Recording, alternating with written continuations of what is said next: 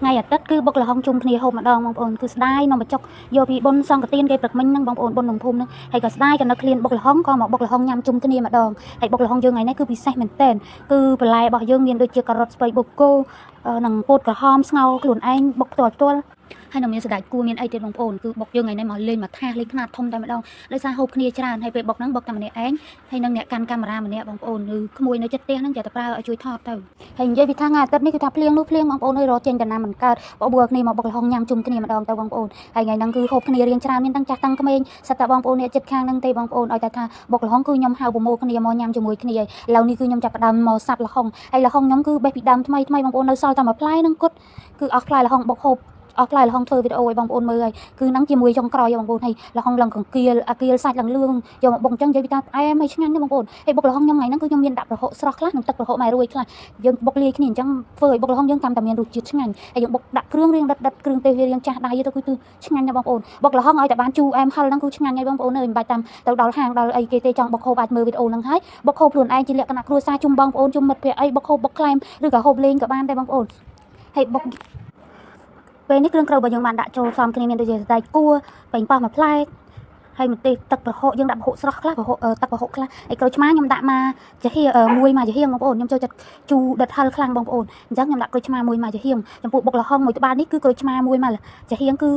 ត្រូវគ្នាមិនជូរពេកមិនស្ទើរពេកបងប្អូននេះគឺពោតក្រហមខ្ញុំស្ងោរខ្លួនឯងយកមកបុកផ្ទាល់បងប្អូនឃើញហុយគីឡូនេះបងប្អូនគឺចាប់ទៅលងហុយក្តៅដៃពិបាកចិត្តមែនតើហើយយើងស្ងោរខ្លួនឯងទេនិយាយពីថាពោតយើងជាតិស្ងោរថ្មីបុកព្រាមចេះឆ្ងាញ់ណាស់បងប្អូនអើយយើងដាក់ពោតក្រហមមួយផ្លែមកបន្ទាប់មកយើងច្របល់គ្រឿងនៅក្នុងត្បាល់នឹងចូលគ្នាឲ្យសព្វសិនចាំយើងធ្វើការដាក់ល្ហុងយើងចូលបងប្អូន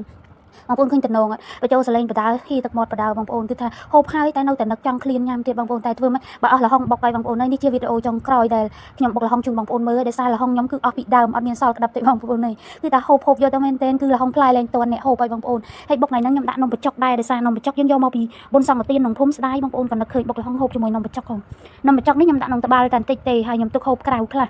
ដោយសារយើងដាក់ច្រើនពេកខ្លាច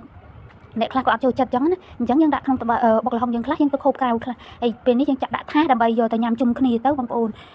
និយាយពីថាមកថាសនេះគឺគ្នា5 6នាក់គឺញ៉ាំឡើងតាំងពោះងាងម្នាក់បងប្អូនគឺថាស្អែតសាហាវហើយវីដេអូថ្ងៃហ្នឹងគឺស្ដាយមែនទែនបងប្អូនដោយសារជាថ្ងៃអាទិត្យហើយអត់បានដាក់សលេងស៊ីនផ្ទាល់ឲ្យបងប្អូនមើលឲ្យបងប្អូនស្ដាប់ទេដោយសារគឺថាបាសគ្រប់ទិសដាក់ទៅខ្លាចជាប់សំឡេងបាសជាប់សំឡេងគេច្រៀងវាអាចធ្វើឲ្យខូចវីដេអូក្រុមហ៊ុនគេចាប់អីចឹងទៅបងប្អូនហើយនេះគឺយើងដល់វគ្គញ៉ាំហើយបងប្អូនគឺមានទាំងចាស់ទាំងក្មេងនិយាយថាដាក់មួយម៉ាត់ជាមួយស្ពៃបូកូយើងខ្ចីនិយាយពីជាតិបងប្អូនអើយអានេះដល់វគ្គខ្ញុំម្ដងហើយគឺថាញ៉ាំបដាកាន់កាមេរ៉ាខ្លួនឯងមិនដើរគឺរៀនប្រើក្មេងៗទេបងប្អូនខ្លាចពួកគាត់កាន់ទៅរៀងអញបងប្អូនពិបាកមើលអញ្ចឹងគឺថាតម្រាំចាប់បានមួយម៉ាត់មិនងាយទេបងប្អូនដោយសារខ្ញុំអត់សូវប៉ិនខាងប្រើចកោះទេបានខាងដៃហ្នឹងគឺហូបជំនាញតែម្ដងតែបើចកោះមួយគឺអត់សូវជំនាញខាងចាប់ទេ